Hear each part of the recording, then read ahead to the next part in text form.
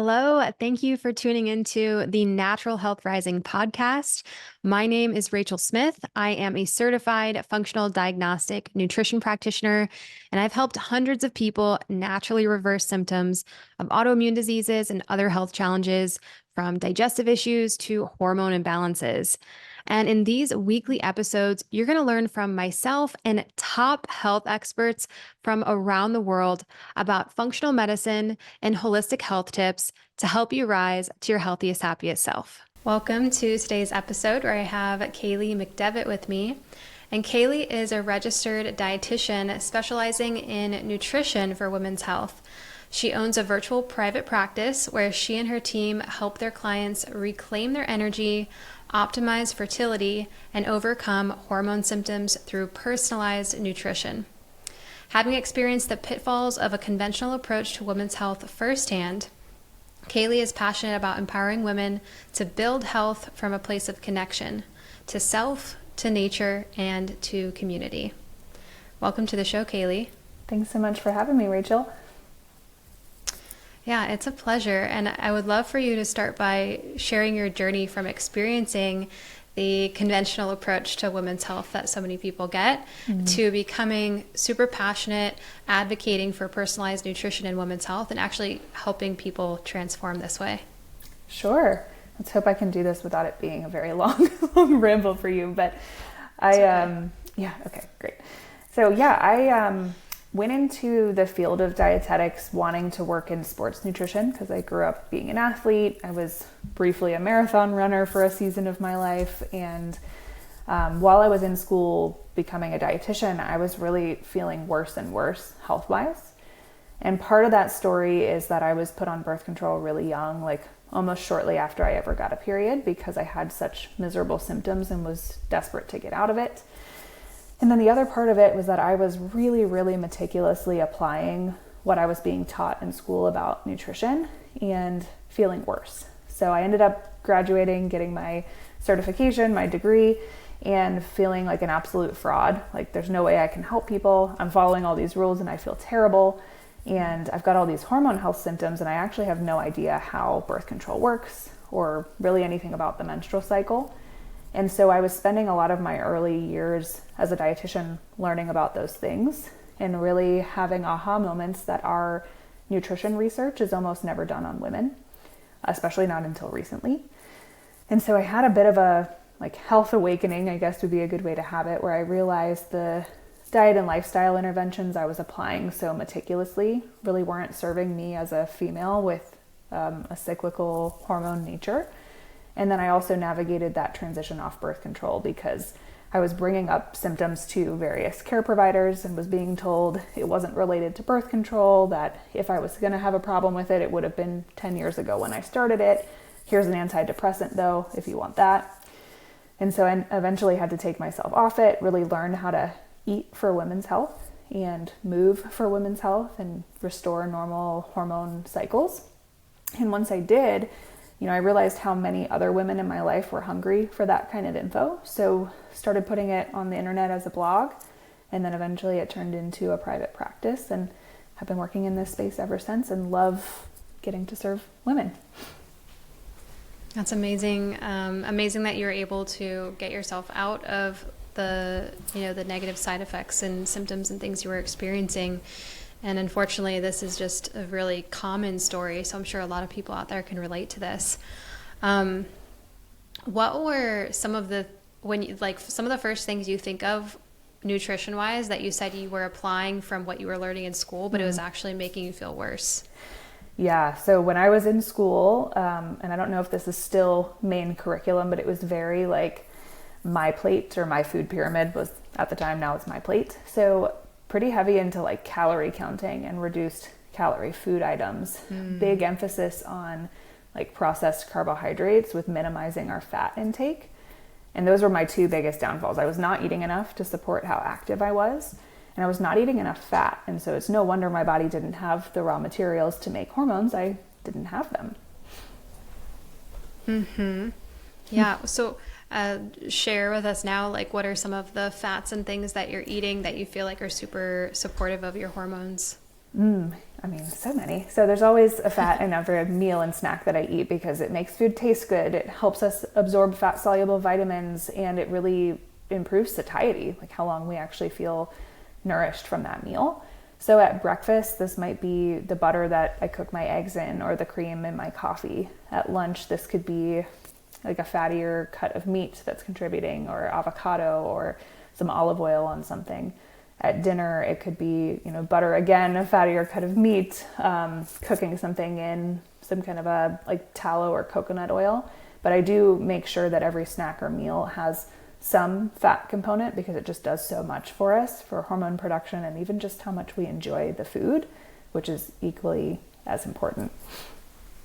Mm-hmm. Yeah, you sound like we eat the same exact thing. Sure.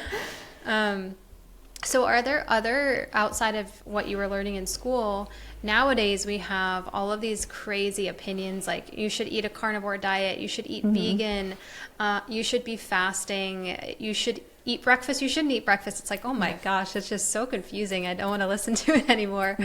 So are there other diet culture things going on that are negatively impacting women's hormonal health? Oh my gosh, yes, it is a mess out there. And we're two people that work in this space. And if it's annoying and overwhelming for us, I can just only imagine how it is for like our average client. There's just a lot of noise, and it isn't even just recent. I mean, we grew up through some pretty horrible diet messaging in like the 90s and early 2000s. I specifically think of things like the low carb craze that happened for a while. We had the low fat stuff going on. And then, now it's like different fasting cycles and really strict like elimination of certain food groups. And it's my belief that if we are using something other than what our body is telling us to dictate how we eat and how much we eat, then we're losing some of our power, because the body is infinitely wise. And particularly if we're talking about women's health, that physiology is centered on safety and energy availability. And if we're not eating enough because we're trying to follow someone else's rules, we're going to see that really impact how we feel, how our hormones are being produced, the balance across them. So I'm a big believer in like learning to build that autonomy and learning to feel the signs and symptoms that your body gives you, the hunger and fullness cues, and then designing a style of eating that really makes you feel good, because there's a good chance that it's a little different from person to person, and where pure carnivore might serve somebody, it certainly won't serve somebody else. And just making sure we're not sticking to food rules because we think we should, even if it's not making us feel great.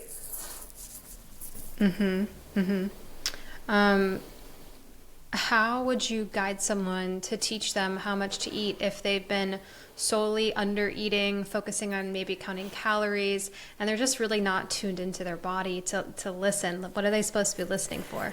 Oh yes, that's a really good question. And this is a difficult part too. Like if we've outsourced our food decisions to external rules for a long time, that means we've gotten really good at ignoring or quieting our own hunger and fullness cues. And much like if you were, trying to tell your friend something over and over and over again and they were ignoring you, eventually you'd probably stop trying to do that. And that's kind of what happens with those hunger signals. And when we undereat chronically, we actually downregulate our metabolism, so our energy need is a little lower in the beginning. And you might find that you don't have much of an appetite. We see that the most in the morning, waking up and just really not feeling hungry. So what we have to do first is establish what nourishment could look like for you, and almost have to fake it till you make it a little bit. So we're going to start by having a breakfast, even if we're not feeling quite hungry for it yet, knowing that if we start to provide consistent fueling, the metabolism is going to rise to meet that. And when we don't have good contact with hunger and fullness cues, having more of a structure in our day is really helpful. So having a meal or snack every 3 to 4 hours is typically where we start with our clients, until those hunger signals really start to come back and they can start to trust that. And then the other piece of that puzzle is if we're coming from a pretty dramatic calorie deficit, whether it was on purpose or totally accidental, we don't want to go from that to what the vision of like complete nourishment looks like overnight. That would be a huge jump in calories and be probably pretty uncomfortable from a digestive standpoint. So we move slowly through this. We start with where you're at now. We start to add some structure to it for consistent nourishment, start to gradually increase that toward an estimation of what your body actually needs. And then we're checking in with some additional metrics that maybe aren't hunger and fullness cues, but things like energy level throughout the day, whether or not we're waking with an appetite, our excitement for life, our like interest in things outside of our to-do list, sex drive, cycle regularity, sleep quality. All of those things give us a lot of clues into nourishment, separate from how much am I eating and how hungry am I feeling. That's so good. Yeah, I see a lot of women skipping meals, especially breakfast, and doing the caffeine first thing in the morning. Oh gosh, which we both know, that's a great way to really affect your adrenal glands, your sex hormones negatively. Yeah. So what I'm hearing you reiterate things that I say to people is like starting to incorporate breakfast and getting your body used to eating again and starting to slowly increase these calories and nutrients in your meals. That's so important. Yeah, absolutely. And I was super guilty of the skipped breakfast or coffee for breakfast club for a while too. Same. Partly because my schedule was so packed, and the other part that I was like, oh, this is probably like a good health thing to try. And it sometimes feels good initially, especially if you really like the feeling of running on stress hormones, which is a big part of my past, was like just being this stress hormone junkie essentially. But eventually those wheels do fall off and it will manifest in typically hormone symptoms.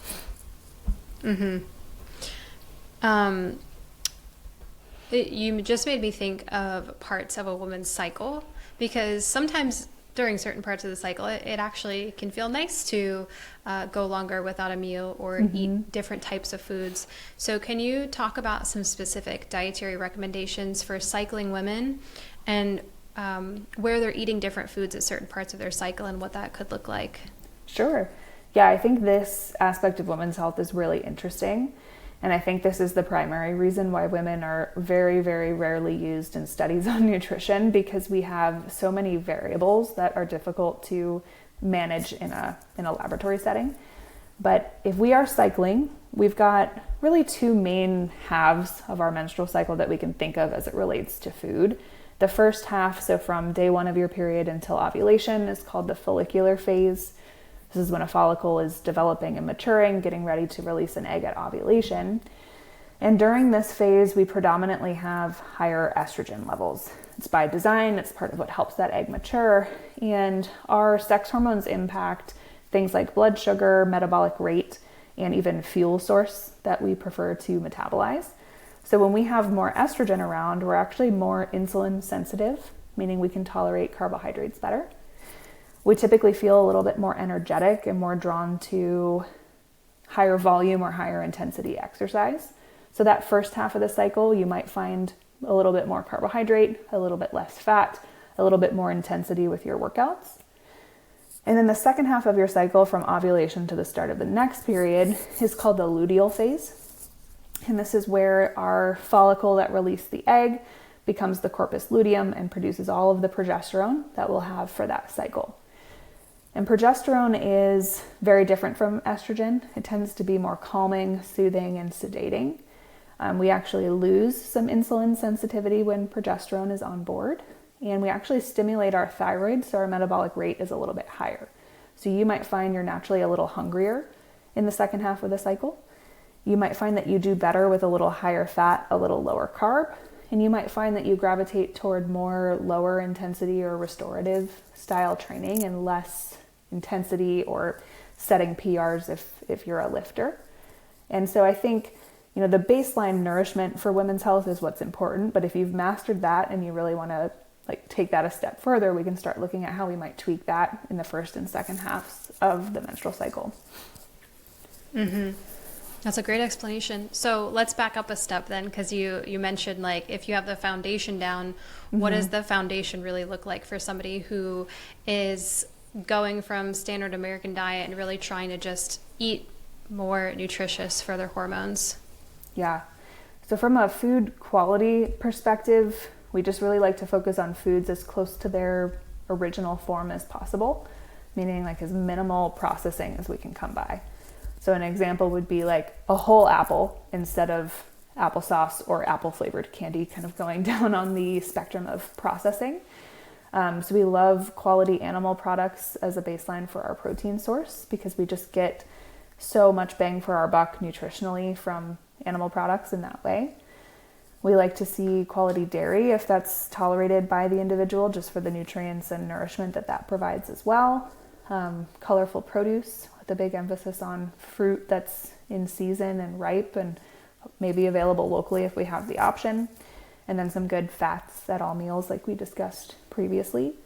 So we would start first by looking at the food quality, and then in that conversation working on the eating enough aspect, which does look different for everybody based on their season, what they're working on, and where they're coming from. But we would work to have consistent and adequate nourishment throughout the day, meaning we're eating enough for our energy demands and that we're eating consistently so we can keep blood sugar steady throughout the day and avoid big peaks and valleys. If you've ever experienced hanger, where we've gone too long without eating, that's the feeling of relying on stress hormones when blood sugar drops. So really trying to get away from that and focusing on really gentle, adequate nourishment where the body's not guessing or wondering if we're going to have consistent fuel coming in. Mm-hmm. Can you talk about some other symptoms that someone might be experiencing if their hormones are out of balance, and what you typically see and what that means? Sure. So one of the most obvious would be any irregularity with your menstrual cycle, whether it comes at unpredictable intervals, or maybe it comes consistently, but it's got a lot of symptoms with it. So mood swings before, migraines or headaches during, really heavy, painful periods where we're either relying on, pharmaceuticals, heating pads, or even missed days of work or social events because of it. So those would be some of our most obvious. Some secondary clues that hormones are out of whack would be issues with sleep. So maybe we're having a hard time falling or staying asleep. Maybe we're waking up and really not feeling refreshed. Maybe we deal with mood swings throughout the month, where we might have times where we tend toward more depression, times where we tend more toward anxiety. Maybe we notice that we have a totally absent sex drive. Maybe we track something like basal body temperature already to look at our cycle, and we're noticing that those temperatures are lower than what is recommended, would be another clue. Brain fog, weight loss resistance, digestive symptoms, whether it's loose stools or bloating and constipation, can all be clues of hormone issues. And then anything going on with the skin, predominantly acne, especially if that's coming in a cyclical nature, where you have moments of time where it seems to clear and then it comes back with a vengeance. Mm-hmm. Amazing. Oh gosh, you say it's so obvious when you were listing the PMS symptoms, but it's like obvious to us, but so many women out there listening are like, wait, it's not normal to have super painful periods and miss work and have to use a heating pad every time and all of these things going on. Do you have any, speaking of the menstrual cycle and the period specifically, do you have any like anti-inflammatory nutrition hacks for a woman listening who does have that painful, really uncomfortable period right now? Yeah, so there's a couple things we can do nutritionally. And the first we like to start with is modifying the types of fats that we're using in our diet and cooking with, because that fat intake has a lot to do with the inflammatory state in the body. So we like to get away from using oils that are delicate and damaged by heat. So cooking with things like butter, ghee, tallow, or coconut oil instead of oils. And then really minimizing any of our vegetable or canola oils that tend to be a little bit more inflammatory for the body. And that change alone can really make a difference with symptomatic periods. And an important caveat here is if you're making any diet or lifestyle change with the goal of improving your cycle, you have to give it 3 months of consistency before we can decide if it worked. Which is annoying, I get that, but there's about a 90-day delay from intervention to cycle symptom change. So if you've been trying something and you haven't quite given it that 3 months, you got to hold strong for that time frame before we can see really the fruits of our labor. So yeah, I'd start with fats. The next thing that I'd be looking at is Maybe adding in things like ginger in the second half of our cycle. Ginger works pretty similarly to ibuprofen in its ability to block prostaglandins. And those are typically to blame for really painful periods or even like menstrual migraines around that time. So you could cook with it, you could make tea, you could have ginger chews, or there's ginger in like unlimited forms. You certainly could supplement it, but I personally get sick of tons and tons of supplements. So I'm always looking for like a food or a tea option. Mm-hmm. And then the last thing I'd think about nutritionally would be, how can we support the metabolism and clearance of estrogen? Because most period symptoms are coming from there being too much estrogen or too much relative to progesterone. So I think about supporting the gut and supporting the liver. So lots of good variety of fiber. Things like raw carrots and even cooked beans tend to be most helpful for binding and removing really estrogen-laden bile from the digestive tract. And then I think about quality proteins, things like beets and citrus for really supporting the liver detox pathways. Even things like milk thistle if we're looking for like herbal teas or tinctures that can really help move that estrogen out. Those are wonderful. You said one of my favorite things, which is ginger. Ginger is just so good for, digestion and reducing inflammation. I love to go buy a bunch of big, raw, real ginger, whole ginger, not buying the tea bags or anything, and take that, peel it, chop it up, and boil it in water.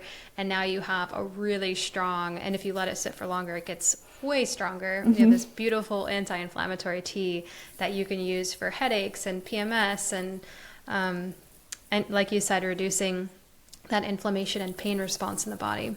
Oh, yes. Ginger is amazing. And I was a fangirl of ginger before, but I'm currently pregnant, and in my first trimester, ginger was the glue holding my life together. So I had a whole new level of appreciation for it. Yeah. Yeah. You said you're in your first trimester still? No, I'm actually just starting the third trimester, which is crazy. Third trimester. Mm-hmm. Yeah. Well, speaking of that, let's talk a little bit about fertility then. Sure. In what ways could nutrition play a role in optimizing someone's fertility? Oh man, in all the ways. The reason why I think nutrition is such an important entry point into working on fertility is, like we talked about earlier, the female physiology is centered on safety and energy availability. Because hormone production and ovulation is not essential for us to live, we need to have energy in excess in order to support those functions. And if we bring fertility into the mix, meaning we're going to potentially support another life, we need energy not just for you and your hormones, but to grow a new human from scratch. So if we're not eating enough, or we're missing any macronutrient category, or we've got big holes from a micronutrient perspective, we're going to struggle to have consistent hormone production and for the body to feel safe enough to create new life. And I think something that I hope changes is that we're pretty casual about conception in this country, at least, meaning we don't have a designated pre-conception period where we're really working on optimizing and nourishing the mother and father before. And if we could spend 6 to 12 months really dialing in the nutrition, really topping off our nutrient stores, I think we'd see a big reduction in the infertility rates that are climbing, and we'd have much more enjoyable pregnancies that lead to healthy babies. So nutrition is absolutely foundational. I'm so glad that you said the mother and the father. I think a lot of people, and 6 to 12 months, I was actually thinking, okay, what's a good time frame for this preparation?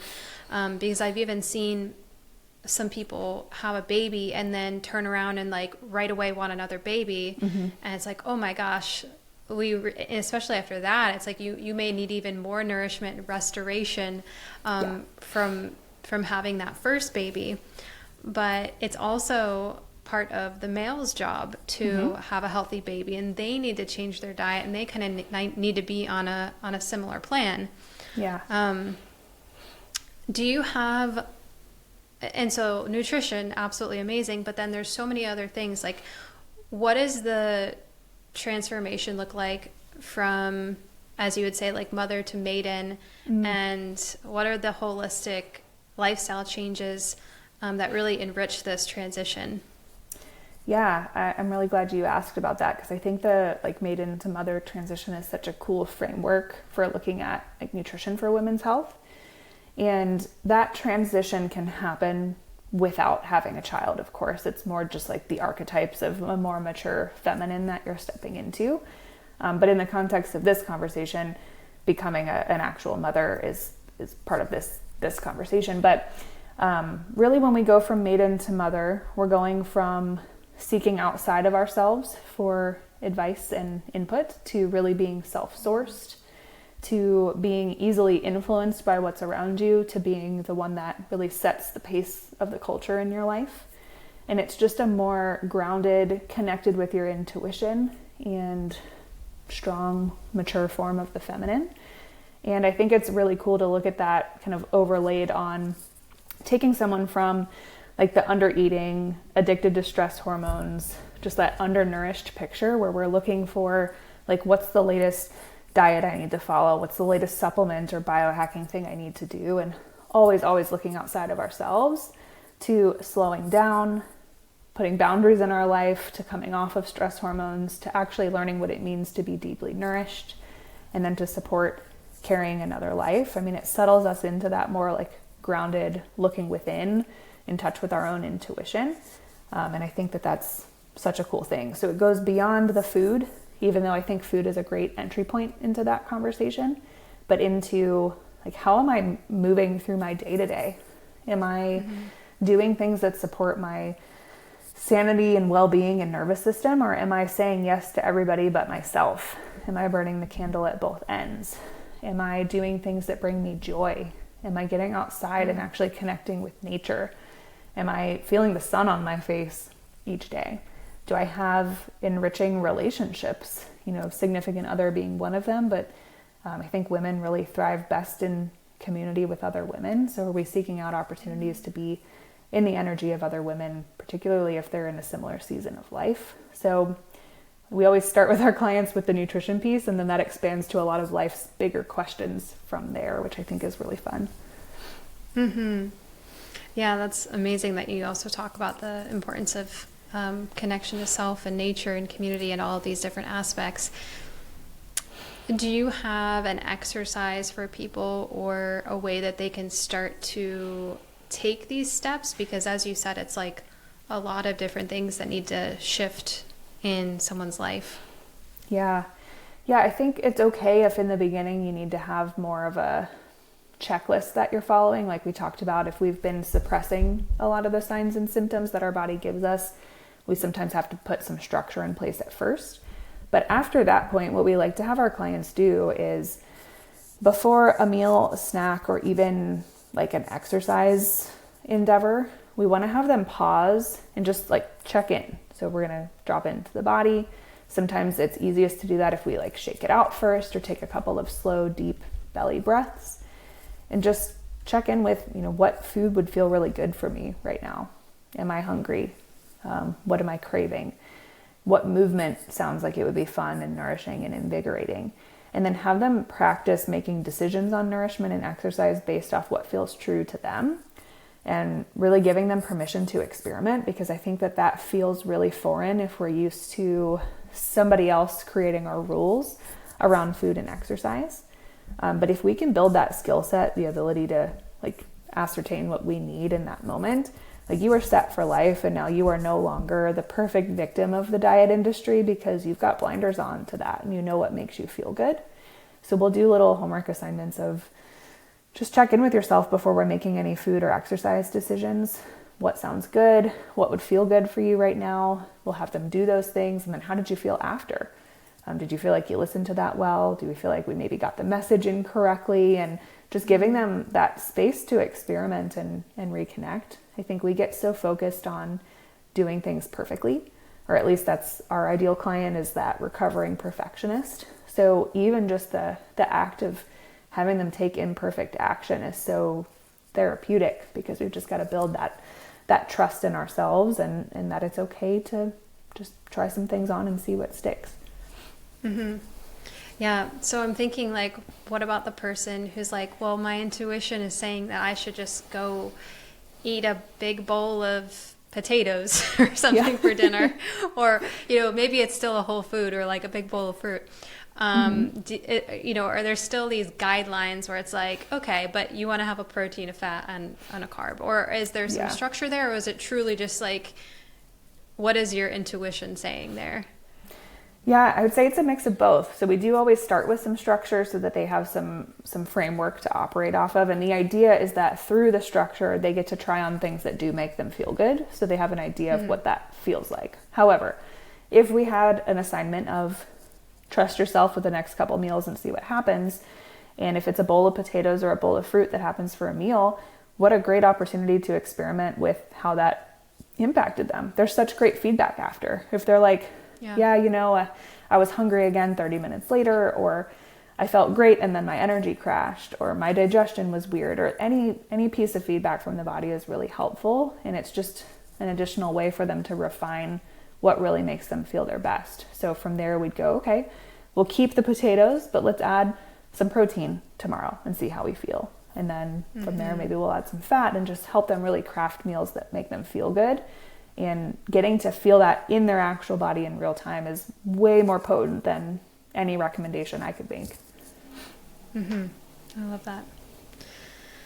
I want to continue on the conversation about fertility for a little bit, because there are many women out there who've had miscarriages, failed pregnancies.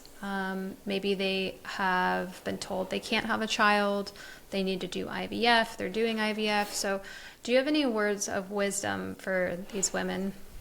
Yeah.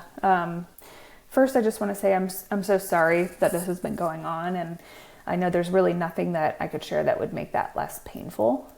We serve a lot of women dealing with infertility or recurrent miscarriage in our practice too. And even though it is common, it just does not mean that that's any easier to deal with. But I will say that there are always additional avenues that can be explored. And from what we've seen with our clients, particularly those that have gone through fertility treatments, is that the workup that's done on them before they've gone down that path is usually incomplete. A lot of times we're not seeing a lot of nutrient levels checked. We're not seeing thyroid checked in its full capacity. And we've talked about why nutrition is essential for fertility, but the thyroid is dictating energy production. And if pregnancy is the most energy demanding thing the body can go through, if we're missing a thyroid issue, we're going to see a lot of fertility struggles. So I would just say that there is hope. There's other things to explore. There's typically some stones that have been left unturned, and you can find a lot of healing and supporting the body's systems through nourishment and correcting nutrient deficiencies and imbalances, and really looking at that thyroid. So you would say a lot of these women have a thyroid imbalance, and then also, maybe would you say not enough progesterone, or is there another piece of the puzzle hormonally that's not quite right? Yeah, the low progesterone thing is really, really common in the infertility and recurrent miscarriage group. Even in the symptomatic period group too, we're still talking about a relative progesterone deficiency. And I think everything we've talked about up until this point with the diet culture, the really horrible nutrition advice that we grew up with, all of that has led to this point in time where there's just rampant low progesterone because our lifestyle doesn't support progesterone production because we're not eating enough and we're way too stressed. So if that has not been assessed for you, how much progesterone am I actually making? What does my thyroid actually look like? And how are my nutrient levels? Has anyone asked me about my diet or my stress levels as I'm moving through infertility treatments? Then we've got a lot of avenues that could still be explored that really set the body up for success. It's my belief that it's your birthright to have happy hormones. And I think that the body is wise and always trying to come into balance. And if something is out of whack, it's just its way of trying to get our attention and to let you know that something needs additional support. And those would be some of the main areas that we see neglected in the infertility world. Yeah. And I also just want to add that, I've seen a lot of women ask for hormone testing, and their doctor doesn't really, they're not well educated on this. And so they just run a hormone panel at any time of the month, and it's not during, the specific timing where we want to look at the hormones, or they ask their doctor for a thyroid panel and they just get TSH, or they just get T4, these two markers that don't tell us the whole story. And so I would just advise people out there to be careful and really find the right person who deals with hormones and understands the thyroid on a much deeper level than just a few common markers. So important to get the right testing and the right timing and the right person with all of this stuff too. Yeah, you're absolutely right with that. And it can get expensive in the world of testing, especially if you're looking at some of the more like functional style labs. And there's a time and place for that too, but I will say that the most important thing is that you're partnered with somebody that can actually help you understand it and create a plan of action.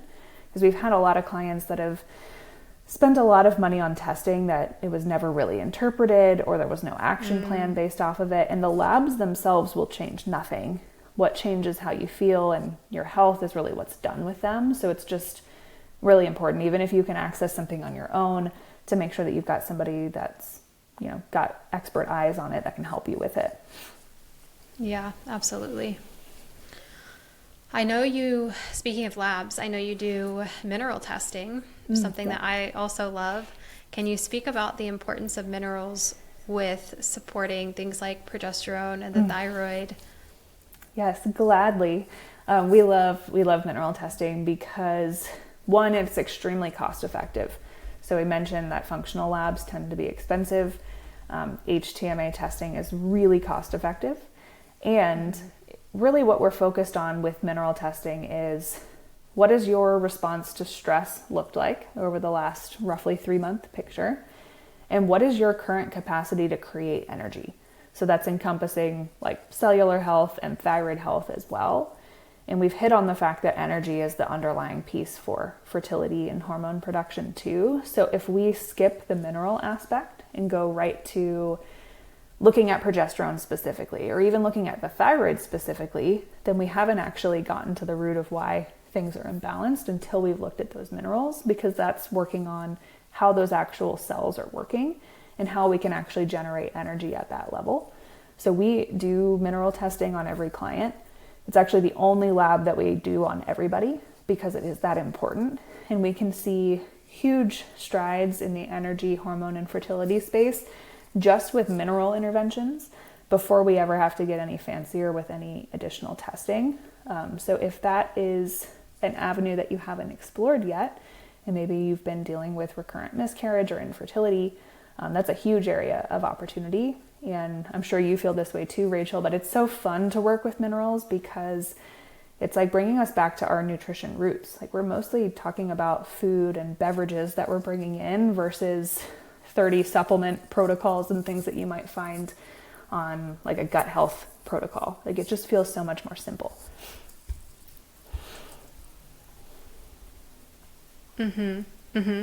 Yeah. What are some, I know what I see. I see a lot of like low magnesium and sodium and potassium and these things. Are there some common patterns that you see, and what would be a supportive, maybe drink, beverage intervention that you would normally take somebody through? Yeah, we've got two main patterns that we see in women with either the infertility or low progesterone picture. One of the most common ones is the fast 4 metabolic type on an HTMA, which you might also hear called the 4 lows. And it's where our 4 foundational minerals, calcium, magnesium, sodium, and potassium, are bottomed out. And this is the end result of typically years of pretty high stress and high stress hormones where we've burned through our resources. And when we're at this place, we really can't make much energy. So we're having a hard time with like getting up and going. We're having a hard time with mental clarity. We're having a hard time with winding our brain down at night. which feels like it doesn't fit the low energy picture. So it's very frustrating. It's like we're tired when we should be energized. We're energized when we should be tired. And we just don't have that resilience to stress anymore. And so when that's the case, we really hit all 4 foundational minerals pretty hard from the start, meaning we want to create like a big mineral beverage or some foods that support calcium, magnesium, sodium, and potassium. So we might do something like an adrenal cocktail in the morning, which is sodium, potassium, and vitamin C. We might add something calcium rich, either alongside it or to it. You could do something like a pearl powder right into it. Or if you wanted to make more of a like creamsicle style adrenal cocktail, you could bring in some cream or milk to it. And then for magnesium, we always start with topical sources, fairly low dose at first when sodium and potassium are low, because sometimes magnesium can actually make us feel worse if those minerals are already low, which is frustrating because you always hear how miraculous magnesium is, and then you might go to try some and it's actually making you feel worse. That's a pretty good clue that sodium and potassium need more support. And then the other pattern that we see is the like cellular hypothyroid pattern, where we've got too much calcium in the tissues and not enough potassium. So this is where we're really struggling to get that active T3 into the cells. And what's cool about looking at it from the minerals is sometimes you could have totally normal looking blood work for the thyroid, but maybe you really resonate with those hypothyroid symptoms. We do an HTMA and we actually see, hey, we can't use thyroid hormone very well. Now we understand where those symptoms are coming from. And we really work on redirecting that calcium back to the bones and teeth. So we might use something like K2 or boron to help with that. And then really ramping up the potassium. So again, having some kind of a mineral-rich beverage that we can sip throughout the day. Coconut water is a pretty easy avenue for lots of potassium, but there are a ton of like powders and things out there too that can make the flavor profile a little bit more diverse. I really like Jigsaw's pickleball cocktail because it's got so much potassium. So those would be 2 main things that we see. I'd be curious if you see the same. Yes, actually, like very similar patterns. Yeah. Really imbalance calcium, potassium, magnesium, sodium. There's so much stress in our world nowadays, and whether that's the mental, emotional stress, the stress from our poor diets, the stress from, I deal with a lot of people who have chronic infections, mold toxicity, things going on environmentally. Yeah. So this whole world, we've got so much going on that we need to keep up with, and that can really deplete our bodies of those minerals. Yep. Mm-hmm. Speaking of depletions and burnout, I know this is a common issue that you see too. Do you have some other effective strategies? Maybe these are outside of nutrition is okay as well, to help women really overcome burnout. Yeah, I think the mineral stuff that we just discussed really, really helps, because if we are lacking minerals or they're imbalanced, we lose the ability to buffer stress and we kind of get deeper and deeper into the hole. So we like to have some good like mineral rich foods and beverages brought in first. Let's get some of that resilience back, and then we can start having discussions about, do we have a like mindfulness practice, or just even a space where we've got like 5 to 10 minutes of silence, just like blank space, just get to sit with ourselves and not consume content or be doing anything else productive. Do we have opportunities to just get outside, ideally in the morning, so we can get that sun on our face and in our eyes and really entrain that circadian rhythm? But even if it can't be in the morning and it's some random time in the day, any opportunity to be outside, especially if you can be barefoot, will go really far from a nervous system and burnout perspective. We like to look at sleep routines and sleep quality. So can we have a more consistent sleep-wake cycle? Can we do things at night like block blue light? Can we make sure that we're breathing through our nose? Maybe even doing a little bit of a mouth taping experiment to make sure we're breathing through our nose to really get us that deep restorative sleep. And then just doing things that bring you joy. A lot of times our clients are surprised when some of their action items after a session are like, do something that makes you laugh, each day, or do something that is just for fun. It's not productive, it's not accomplishing anything, but you just enjoy it. Like, I don't know, a coloring book or some kind of arts and craft or reading a really fun fiction book or something, but we just do such little stuff that actually brings us joy in this high stress culture. And that cannot be overstated with how much that helps with our burnout. We can't recover from burnout if we're not doing anything to fill our own cup. Yeah, absolutely. Are you open to doing a quick speed round question round to wrap things up? Sure. Yeah. Okay. What is one supplement that you can't live without? Magnesium. While we were talking about the the minerals, but magnesium is my go-to through like most life seasons. If you could eat one meal, just one meal for the rest of your life, what would it be? Oh gosh, that's really hard. I'm gonna have to think about that for a sec. Probably like a nice steak and a piece of sourdough on the side. That would be my ideal. That's it, just a steak and sourdough. Okay. Yeah, that would be great for me. I mean, I could certainly add some other sides to it, but that would be the foundation. Okay. What is your favorite thing to do for stress reduction? Ooh, just be outside. Like if I can get out there in any capacity, if it's for a walk or just standing out there, that helps me regulate myself faster than really any other tool I've tried. Top favorite holistic health book for women's health or pregnancy? Or you could name a couple if you have a few. Sure. Yeah, I have to shout out Real Food for Pregnancy from Lily Nichols, because it's just a really, really great resource for pregnant women or anybody trying to conceive. She just put a new one out that I haven't read yet that's more about fertility, so that preconception period, that I'm sure would be great. So that would be good. And then I also really enjoyed a lot of the concepts in Deep Nutrition from Kate Shanahan. It's a fairly old book, and there's some components of it that I don't necessarily agree with, but the general premise is really a great read for just understanding nutrition for fertility. Amazing. And final question, if you could leave the listeners with one tip that they could implement this week to help them live a healthier, happier life, what would that be? I think my tip would actually be just your belief that you can live a happier and healthier life is the most important aspect of this. So knowing that that is your birthright and is available to you and is yours for the taking is probably the most important thing you can do, because whatever you believe to be true about your health journey is usually what happens. So yeah, I'd work on the mindset piece first and the rest will follow. Yeah, what's that saying? We become what we think about most of the time. It's true. It's very, very true. Very true. Such a good tip. Well, Kaely, this has been amazing. Can you also share if you have other last things that you want to get out, and also where people can find you and work with you? Yeah, so you can find me on Instagram. It's at KaelyRD. My name is spelled kind of weird. It's Kaely. And there you'll find a lot of free educational info. You'll find how my team and I can help support you on your healing journey. My website is the same. It's KaelyRD.com.